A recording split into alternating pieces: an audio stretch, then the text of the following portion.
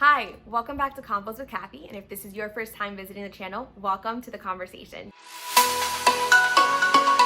I'm Kathy. I have my master's in human resource management. I'm going on 8 years of professional recruiting experience. To go along with the theme of a candidate-focused month, I wanted to talk about partnering with a staffing firm and the realistic expectations that candidates can have when they're working with external recruiters. I know that being ghosted is not a great feeling. I know that a lot of you partner with agencies and feel like you never hear back from your recruiter, but let me ask you this. Have you tried to reach out to your recruiter? Is this a two-way street, a two-way relationship? And the reason I ask is because I think there's a misunderstanding of how agencies work and how partnering with an agency works. First things first, you as a candidate are completely in ownership of your job search. That is something that you should always remain proactive about and take an onus of. Partnering with a staffing firm is just an additional resource that you have for somebody to be in your corner and really advocate for you, but you should be proactively making moves within your job search. Having your job search completely just focused in the hands of a recruiter is crazy, especially because not every single company in any area works with every single firm. So first and foremost, make sure that you're taking ownership of your own search. The second thing is when you're partnering with an agency, you have to understand that dependent on the business model, more often than not, an agency does searches dependent on a client's need. Right now, during a post-pandemic market, we are actively trying to help a lot of organizations scale.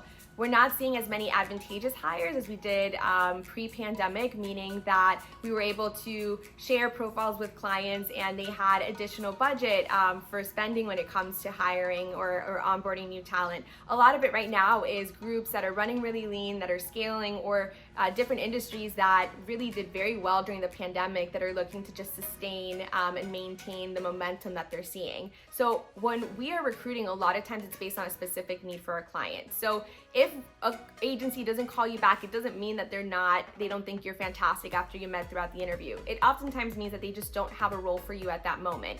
And that's where the two-way communication comes into play. I cannot tell you how many candidates I interview weekly, and I always say, reach out to me every few weeks. I'm not gonna have the bandwidth to touch base with every person that I meet to check in as much as I'd want to.